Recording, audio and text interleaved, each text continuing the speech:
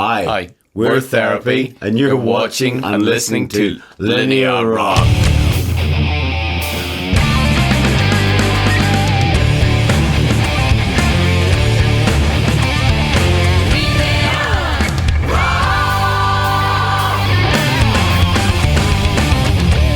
Welcome, Therapy, to Milan, and welcome to Linea Rock. Ciao. Ciao, thank you very much. Thank you. Good to have you back here. Know you're playing a gig tonight in our town, so really welcome back. First question is going to be, tricky one, but let's start like this to break the ice. When Therapy's name is mentioned, there's always somebody saying, oh, are they still around? Yeah. Well, sometimes this is, the price you got to pay when you are an alternative indie band by DNA, but you tasted the big success long time ago. And just for, a part of your career.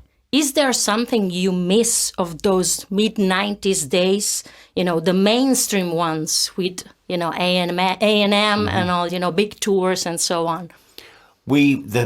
Personally, speaking for myself, the thing that I miss is not getting a chance to come back to countries like Italy, towns like Milan as much. Okay. Because obviously whenever you're selling a lot of records and you're on a major label, everybody all over the world wants you to come to their city and their town. But it's been more difficult for Therapy in recent years. Right. And that's the one thing I miss. I don't miss any of the money. I don't miss any of the so-called fame. Okay. I'm very happy and comfortable with where I am, but I do miss going to meet more friends and people. We get emails from people in Italy going, why don't you come back very often? And that's what I miss the most. You are still at your creative peak and artistic peak, as the new album Cleave actually confirms. Oh, thank you. You just recorded it in 3 weeks. Is that correct? Yeah. Okay. Yeah,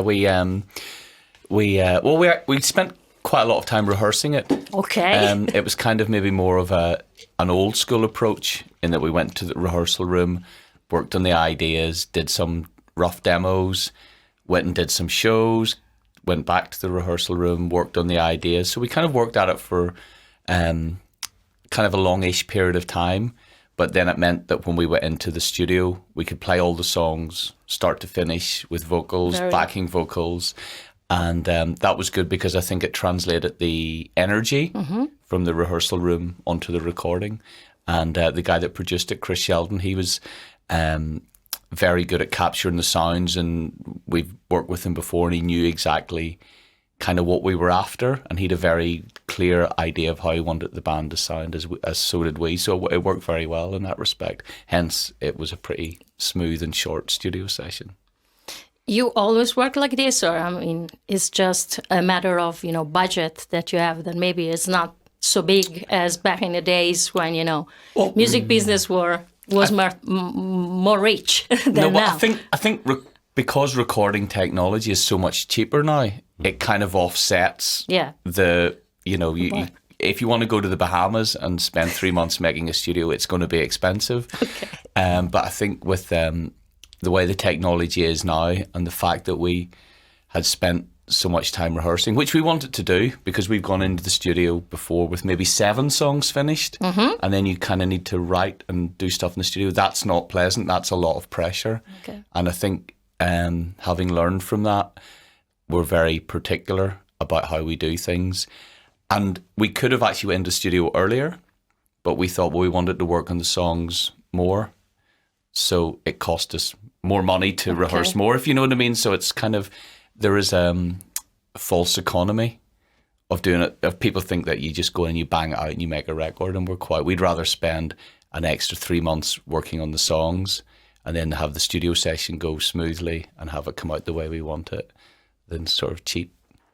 Is this the only thing you do for a living, or there's more? And actually, what keeps you going as a band? Well, what keeps us going as a band, I think, is quite simple. A long time ago, we decided that we wanted to be musicians, not rock stars. Okay. And people forget that before Troublegum was a massive hit, we had spent 5 years as a band touring all over small venues all over the world. And then, we're always into it for the music. We still listen to new music. We still listen to new bands. We still go to concerts. And that's the more important thing. And as regards, we're still a professional band. We do it for a living for the one reason that we don't live a rock and roll lifestyle. So if we were to do every single tour in an enormous tour bus, bring 10 crew members with us and stay in 5-star hotels, we would have split the band up years ago because we couldn't afford it. But we're an old punk band from Ireland. You know what I mean? That's how we started. We tour very economically. We don't spend any unnecessary money, and we bring lots of money home to our wives and families after the tour. It's all about living. I don't know what the term would be in Italian, but in Ireland we call it living within what your means, which means just living with what you have. Yeah. And it's easy enough to do. Don't get us wrong. We've got many friends in England and Ireland that are also in bands. And when they go on tour, they go, no, we need the tour bus. We need the 5-star hotel. But they come home with no money. Chris Shelton already produced Troublegum and Semi-Detached in the 90s, and also High Anxiety in 2003.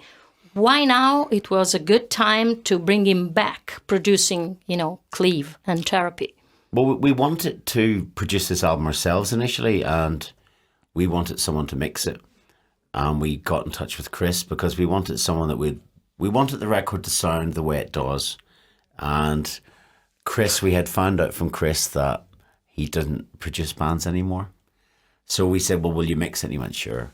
Okay. And then we got a phone call from him saying, well, why don't I produce it? And we said, well, you're not a producer anymore. I said, I'll do it for you. So it's good. Yeah. You tried them both. If you had to suggest, maybe to a new band, which world is better? Is it to go directly major if you have the opportunity to, or on an independent label forever? What would you say, Dan? Well, we've been on indies and we've had really bad experiences. We've been on major labels and we've had really good experiences. We've also been on indies and had really good experiences, and major labels and bad. It really depends on the band, the music, the characters, the musical climate. But, we've been quite lucky that we've had quite a few experiences, and we've done, as Andy said, we came from a do-it-yourself punk background. Like our first release, we financed ourselves and made our own 7-inch and had our own label and stuff. So that's probably the way to do it now. Okay. Because what you will learn from that experience of doing it yourself, and the tools are all there now with Bandcamp and the way to, even getting access to studios and pressing up records and things like that. It's all there. Then when the major labels come around, I think you're probably in quite a good place to keep control of the creative side of it. And that's probably the most important thing we've found as being a band, is as long as the creative core of the band is pure and the way you want it, then you can go and play those songs live and you will not be embarrassed because you haven't been compromised by outside influences. And that would be it. And I definitely think doing it, realising how the nuts and bolts of it works, is a good way to do it. And nowadays, there's so many opportunities online to learn from another bands or ask people or communicate with people and get in touch with people. So it is good. But, I would never, if someone wants to offer you a mega worldwide major label deal, go for it. Why wouldn't you? You'd be crazy not to. But just make sure that what you're getting into is the way you want it to be. If you want a red Ferrari, maybe don't worry so much about the small print, but if you want to keep creative control of your music and maybe see it as a more of a longer term creative endeavor, you need to probably tweak it a bit to your favor. And your label now is Marshall Records, yeah. Okay, a division of the famous amplification company. Is it actually a sign of our times? To be a corporation, to make a living, or actually to survive in the music business nowadays. And that makes the things more safe also for you guys, the fact that they are a solid corporation. Well, that was part of it. Also, what helped was our A&R guy that signed us used to look after us when we were on Universal in the 90s. For a period in the late 90s, we were on Art 21 through Universal Records. And it's the same guy now, signs acts to Marshall. Okay. So we'd already recorded Cleave ourselves. We were going to put it out on either an old label or that we were on, or one of our own. And Steve Tannett at Marshall found out and he got in touch. He offered us a worldwide deal for 3 albums, which is unheard of for a band that's been around nearly 30 years. But the good thing about it was he was known to us and he's a good guy. But Marshall, what they're trying to do as well, they're trying to expand the name of Marshall the way maybe drinks companies sometimes do or whatever. And headphones companies like maybe Beats do. Marshall are trying to get into all areas of the music business. Do you use Marshall amplifiers? Oh yeah, I've used them since 1992. Okay, proudly. so you're not forced to. Yeah, no. If I think if I'd have used Fender amps, I probably wouldn't have signed. The new video for Kakistocracy just came out. It's a live performance while Callow had a storyboard and very strong one, I must say. How did the perspective, of making new videos nowadays changed for a band like Therapy? And is the Kakistocracy delivering, the clear message that you feel lost, but sufficiently awake and concerned to claim it? Yeah, very much. So with the video for a start, we'd made a storyboard one for Callow. The record label had said, would we consider making a live video for Kakistocracy? Because they thought it was more what the band was about.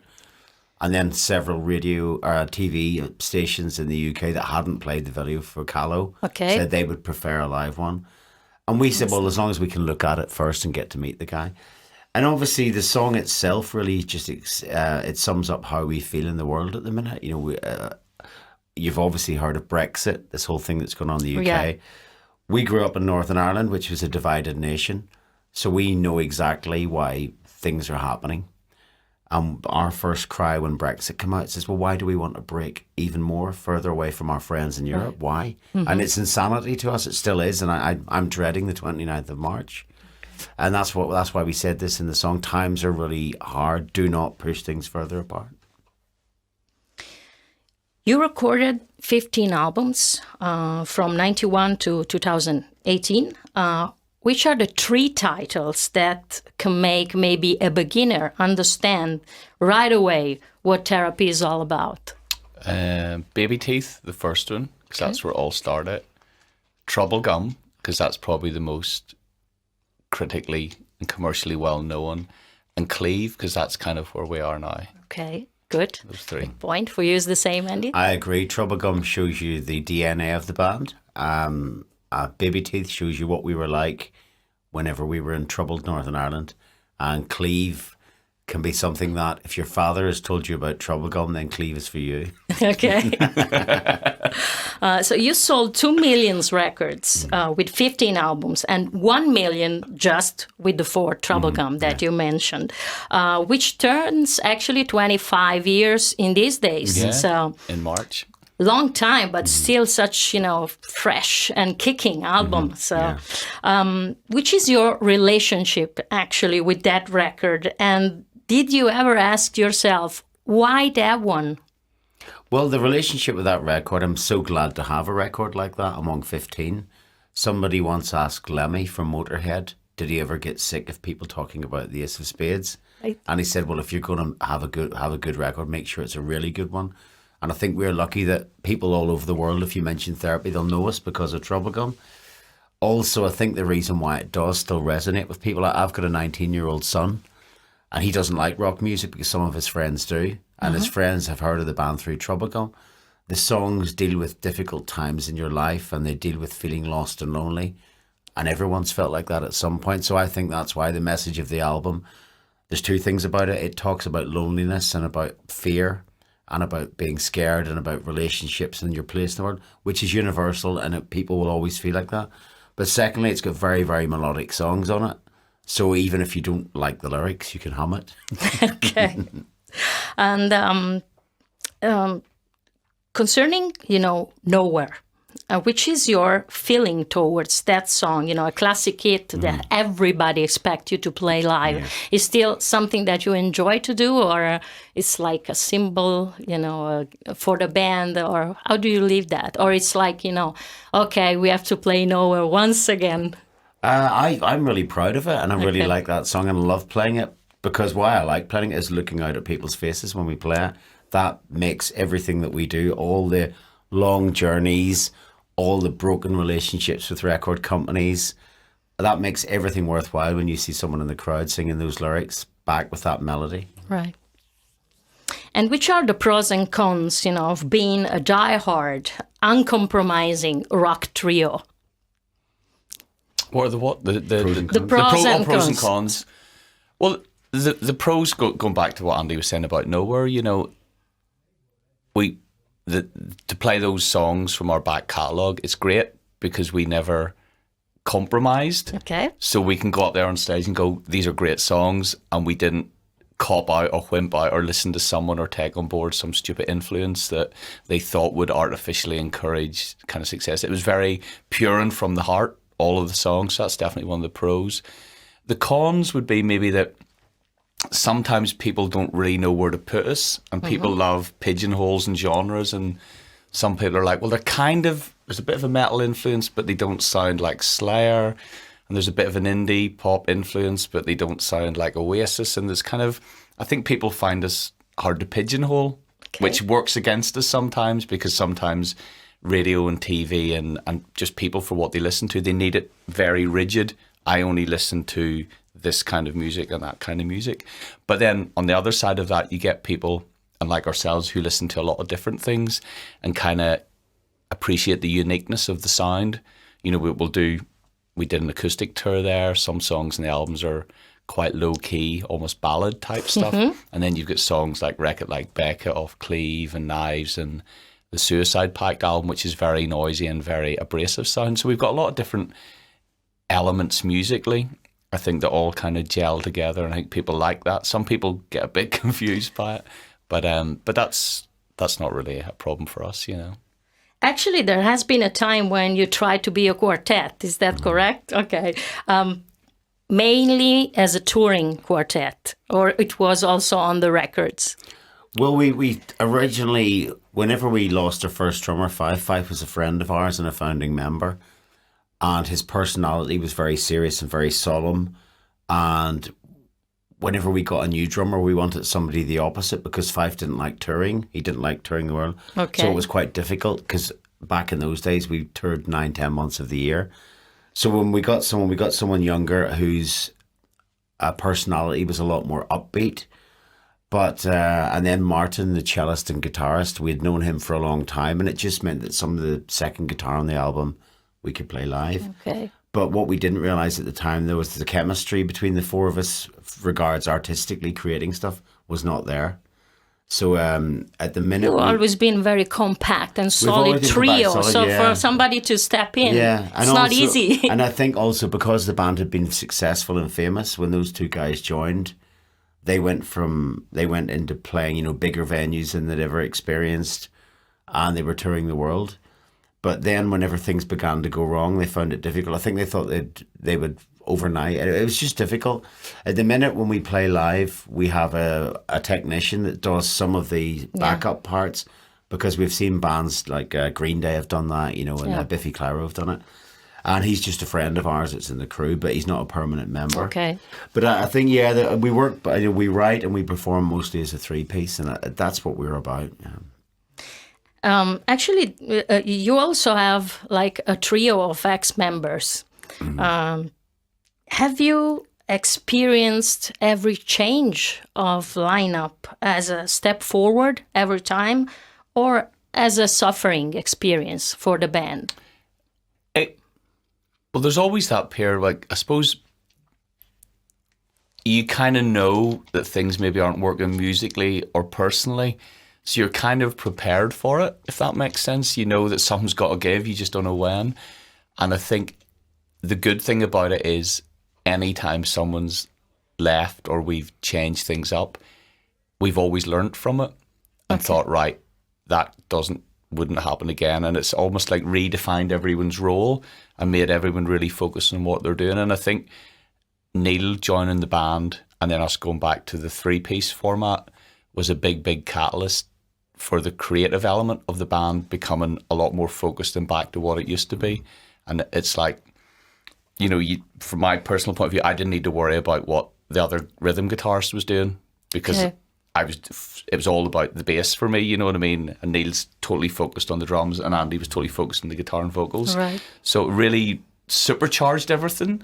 And I think the change, any kind of change is a bit turbulent, but we've always been able to turn it around and refocus and make it the band better because of it, and that's really important. And it's been great. Every move is a lesson you learn. And well, you have to, yeah. Yeah, a step forward. Okay. Yeah. And among all the cover songs that you recorded, which one is your favorite? Because you chose very different kind of songs, from The Police to Black Sabbath. And also my question is, which is the common denominator, that make certain songs perfect for the therapy treatment? I think a good example of that would be our version of Joy Division's Isolation. Yeah. Simply for the fact that when I was a kid, I had learnt that bass line on a guitar and on a bass. And I played it one day in rehearsals, and Michael and Fife turned around and said, "That's a great riff. We should use that." And I went, "It's actually a Joy Division song," and that's why we ended up covering it. And I think if there's something in this song that sounds like something therapy could have done, in the song Diane by Husker Du, the bass line became a good part for Martin to play on cello. Okay. With Breaking the Law by Judas Priest, that first riff is like something that's out of Scream Major by Therapy. So there's always one little thing. It can be a pop song. We did a cover of Electricity by Orchestral Maneuvers in the Dark. Yeah.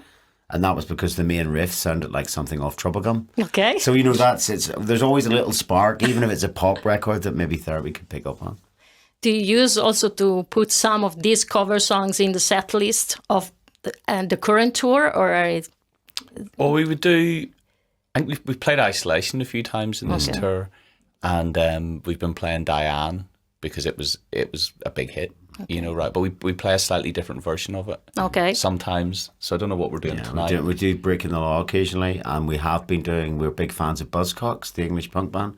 So we have been playing Ever Fallen in Love by Buzzcocks at times.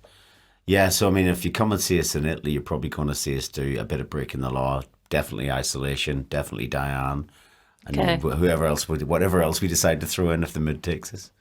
About the set list, do you have always a fixed one, or sometimes, the atmosphere, the mood of the night makes it change and add different songs? Well, there is no. Well, we obviously have a set list written because we need to work on the tunings and what works where. And these recent tours we've done over the last maybe 4 months since Cleave come out, there's about 8 songs from Cleave in it, because we're obviously playing quite a bit of that. So we like to focus that. And then we've been doing, the hits need to be represented as well. So there's a bit of Infernal Love, a bit of Troublegum, some of the semi-detached stuff, some really early stuff. Yeah. And you have a lot of material, a lot of 15 songs, hours. Yeah, way too much material. and a lot of good ones, I must say. Thank you. So but then again, it's there's normally like the plot is on the paper, on the stage, but then if we're feeling it, sometimes somebody shouts out something and we'll go into something. It really depends, and that is one of the reasons we like playing live. There's a spontaneous element, because it's not like you play the same songs in the same order every night, and during that bit of the song I stand on that bit of the stage and I walk. It's not choreographed like that, so it's quite, you react off the audience, and I think that's what people like about the show. It's quite anything can kind of happen from the audience or the band, and that's good. That keeps it spontaneous and keeps it exciting for us. In which way, coming from Northern Ireland, directed or some way guided vividly your musical direction and career? I think for us, we grew up with a generation in Northern Ireland. We're mixed religions and a mixed outlook. That we were the first generation really to get concerned at the political situation. Because when we grew up in Northern Ireland, many bands wouldn't come and play. Mm-hmm. So if a band did come, everyone would go, no matter if it was electronic or punk or metal. Do you know what I mean? It was an event. It was music as an event, yeah. So we grew up, and all that soaked into our music. So whenever Therapy started, what the north of Ireland, the influence it had on us was that if you listen to our very first record, yes, it's a noise, there's punk, but there's a track called Loser Cop, which has got free jazz in it, because we'd have been listening to Ornette Coleman or Captain Beefheart. So it made us fearless as regards music. So Then we came along at the right time, when lots of bands were doing that. The bands from Seattle weren't just heavy metal, they listened to punk. Other bands all over across, American punk bands were coming through that were not, like Black Flag had been along. They weren't just playing Sham 69 riffs, they were playing everything. But from Northern Ireland, for us, it meant that we could listen to Joy Division, Metallica, Buzzcocks, and also listen to Ornette Coleman. And then we liked our drummer, was a big fan of James Brown. But that attitude came from being Northern Irish, of thinking that we're a mix of different cultures, but somehow we're on our own. Okay. So if you were born like in London, it would have been very different? No, if we were born in London, we would have followed trends. Okay. London musicians follow trends. Belfast musicians follow their heart. Okay, good. Many therapy songs are written just by you, Andy. But through the years, you opened more and more to co-writing. Are the songs that come from you alone written and developed any different than the other ones? And when and how do you understand that you need a partner in writing? Well, a good example would be something like the songs on Troublegum. At the end of the day, I'm a pop guy. I grew up on stuff like Buzzcocks, and Okay. I listen to an awful lot of punk and noise, but I do love melody. I've always loved melody. And if I was left to my own devices, all my songs are very simple. Okay. Simple chord progressions, simple melodies, and lyrics, which I think are quite direct. But then what is good about having a writing partner, someone like Michael, say, for example, on Cleave, Michael, what therapy's known for quite often are riffs as well. So I've got riffs on Screamager, riffs on Nowhere. But with this new album like Cleave, Michael come up with a lot of the biggest riffs on it, like Wreck It Like Beckett, Kakistocracy. So then I can take those and we use them as riffs, but then I can write, melodies over the top of them. And for example, with this album, before we went in to record it, we didn't have a record label. And we'd just done a tour and we said, well, we should write a new album. And I was quite stuck for ideas. I think I had Callow, which was the first thing, was the only finished song I had. And Michael sent me through an MP3 of like 60 minutes of music and said, well, just listen to this. And on that 50 minutes was Wreck It Like Beckett, was Kakistocracy, was Save Me From the Ordinary, stuff on the new album. And then when we got together and played them, they all sounded like therapy. Okay. So that for me was a great help. And Neil also sent some music as well. So to be honest, I'm very open-minded. If Michael came with me tomorrow with a finished record, lyrics, melodies and lyrics, and they were all great, I wouldn't say, no, I'm not precious about it. Okay. And other times, there's just been sometimes like when we've written records, I've written more stuff than everybody else. So. Okay, you're a trio, so there's not many people, or many musicians, that have to get, a certain view. But do you think it's easier or actually more difficult to write and arrange as a team than, maybe working on an idea alone at home, relaxed? I think musicians are funny creatures, and I think egos are involved, and I think because of the nature of us as musicians, we're very open people, and we're very open with each other. And I think a lot of musicians might have someone that considers himself the main songwriter, and if he has maybe hit, I don't know what the term would be in Italian, but if they get writer's block, is what we call it in Ireland, they wouldn't turn around and go, I've got writer's block, can you help me? Because their ego wouldn't let them. They just go, the songs aren't ready yet. They're not flowing out of my heart.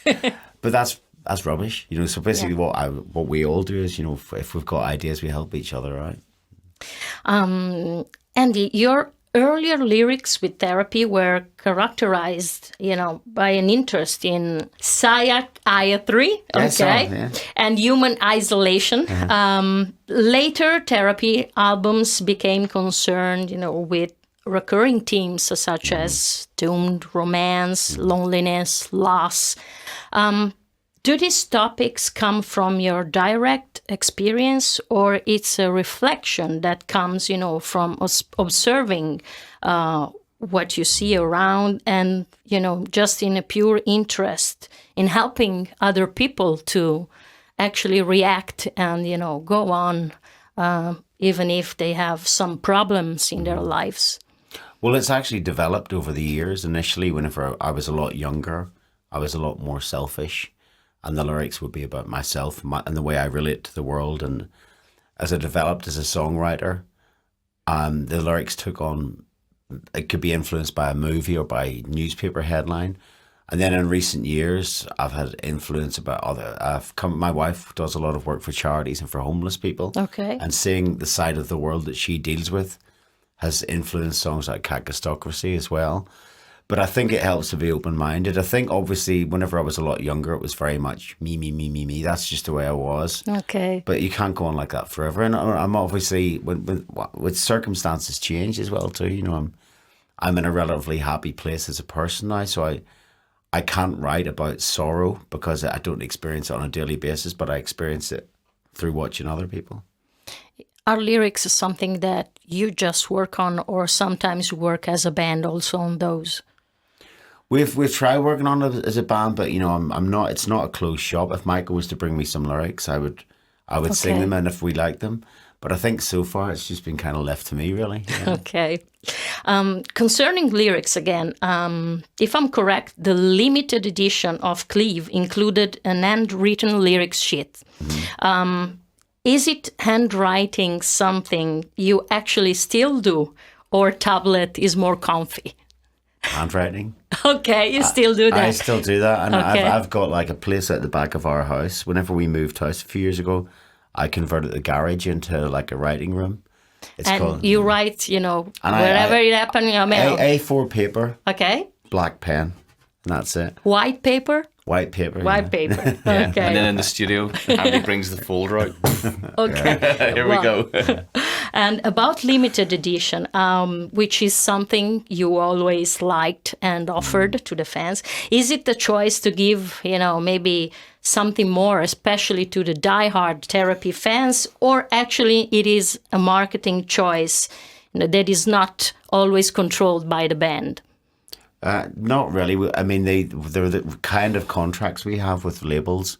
If they come to us and say, we want to do 4 different versions of this Okay. because we'll get more sales, we would always look at it and go, no. We look at it, how we felt as fans growing up in Northern Ireland, whenever we bought singles by Motorhead or singles by Ramones, you know, what we liked about them, and that's the way we've always liked that. Whenever we signed to A&M, initially in the 90s, it was great because the A&M records used to have The Police, and it had the Dickies. Yeah. And they were bands that I really liked. Joe Jackson. And they always had interesting coloured vinyl and Yeah. interesting sleeves. Yeah.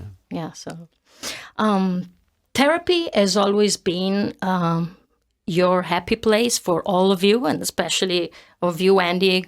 You are the front man, you know, the most recognizable member of the band. You all expressed yourself, you know, completely within the band in so many years, you know. But in 2013 and 14, you, Andy, felt the need to make 2 solo albums that were sold exclusively at gigs, if I'm correct. Mm-hmm. Why that choice? Why, you know, you needed, you know, since Therapy has always been your expression, why you decided to do that? Well, there was a reason. The 2 boys in the band had young children. Okay. And we weren't touring as much. And I got bored and I wanted to tour. And the reason why I made the CDs, the CDs were mostly Therapy songs anyway, but I didn't want to make them available without the guys on the record commercially. As I said, they were a souvenir of coming to see it. And the reason why I made the CDs in the first place was by selling CDs, I could pay for the hotel room I was staying in that night, because I didn't want to take any money from Therapy to do these solo shows. So I sat down with our manager and said, I'll do some. I paid for the CDs myself, and I made 1,000 of each and sold them at the shows. The money that I got for the CDs paid for the hotel and the petrol, because I drove myself about when I did those shows. Okay. So I meant that I wasn't taking any money from Therapy, and I didn't do anything on those CDs that would be, say, unreleased Therapy material or anything like that. So, and that's why they've never been released commercially. Okay. That's why they've only ever been available at the shows. Could you live without Therapy now? I mean, or it's like, you know, something you cannot live without. To be honest, at this point in time, it's such good fun being in the band, and I don't think the band has ever sounded better. And we all get on great, and we've got a lot of really cool things going on. It couldn't be better. You know, it's the happiest I've been within the band in 29 years, probably, or maybe even since when we first got in the room together. And I know people find that hard to believe, but it's crazy. You know, I think we're really focused, and a lot of the stuff I used to think was important, you just realize isn't important. Who cares about yada yada and all this nonsense? You know, the focus is on the music and the making great records, doing great shows, and just being happy and making people happy. It's actually quite simple when you think about it. It's not about red Ferraris or any of this nonsense, you know. So no, I couldn't actually. I've been doing it since I'm 19, you know. So it's been incredible. At some point, you, Andy, collaborated with an Italian band called Inferno. A great band, yeah. How did it happen, and how was it for you as an experience? Well, it was a really good experience. I felt bad for the guys, actually, because they wanted to record a song, and they very kindly offered to fly me to Italy, put me in a hotel, and pay me to go into the studio. And I thought that would have cost them so much money. So I got them to send the tracks to a studio in Derby with friends of ours, and I recorded the vocals. Okay. And the track came out great, and the album that it was on was fantastic. The only thing I feel bad about was when we played in Rome, the guys came to say hello. And after the show in Rome, I was really, really ill, because I'd had like a flu, I don't know what you call it, for 2 or 3 days. And after the show in Rome, I went straight to my bed. And the next day, I'd heard that the people in the band came along to say hello. So I've never actually met them. Oh, okay. No, I've never ever met them. I've got a copy of the album, which they kindly sent me. Everything was done via email. Yeah. Which is a shame, but they were such a great band. And that is something that wouldn't, been possible 20 years ago. Of course, and so yeah. it's something. Is it a plus or actually a minus? What do you think? Not being able to work with somebody, but without meeting him. Well, I'd like to have met them, but it is a plus. I think I think people need to look forward. Otherwise, it becomes a heritage industry. And the fact that a band in Rome can drop me an email and 2 weeks later we can have collaborated on a track is wonderful. Yeah. And I mentioned already that I've got a 19-year-old son, but he makes music. He makes stuff of his own, and him and his friends do it all via email. And I just think it's great. I mean, the next time we're in Rome, hopefully the guys will come down, and then we can maybe go out and have dinner, which would be wonderful. But that's I like that. But at the same time, I think it is. I like progress, and I like modernity. Yeah. The question mark of the question mark in the band's logo. Okay. You gave different explanations of that through the years. Which is the answer to it in 2019? Okay, Linea Rock, I'll give you the true answer, and this is the true answer. Okay. There used to be a comedian on television called Kelly Monteith a long, long time ago, and he had a special one night. Myself and Fife were in Fife's house watching television, and he was talking about American advertising. Okay. And he said, these American diners, they place like hungry, thirsty, and you go, gee, I guess I am kind of hungry. I guess I am kind of thirsty. And the band name was Therapy, and me and Fife were laughing, saying, imagine calling the band Therapy. Gee, I want to go and see this band live. And then a few weeks later, we were doing a gig in Belfast, and I was designing the poster for the gig. And I wrote Therapy across the top, but I'd done it really badly, and the name of the band was far too much on the left-hand side. Okay. So we said, should we put a question mark on? So we did that, and then, of course, people were going, does that mean they're playing? but because by this point in time, we'd already done 10 gigs around Northern Ireland, people then began to know them as the band with a question mark. So when we got to do our very first single, Meet Abstract, we actually sat down, the three of us, and said, should we add the question mark? And went, yeah. Okay. That's exactly what happened. Okay. Yes, that's a true story. Cool story. Which has been the biggest satisfaction in your career up to now for each one of you? I'm not good on one-off events, because literally every day something happens that takes you by surprise or blows your mind or reaffirms your faith in human nature. I don't know. I think that what the biggest thing for me is the fact that we're all here, we're all reasonably sane, and the band sound great. That's kind of the biggest achievement. Obviously, over the years, we played some huge shows and met most of our heroes who've all been lovely and really cool things like that. But yeah, it's all been great. I can't think of one specific incident, to be honest. The whole journey. Okay. Yeah, I agree. I mean, we've had front covers of magazines. We've been on television programs. We've sold millions of records. We've played and met some of our heroes. We've had gold and silver discs.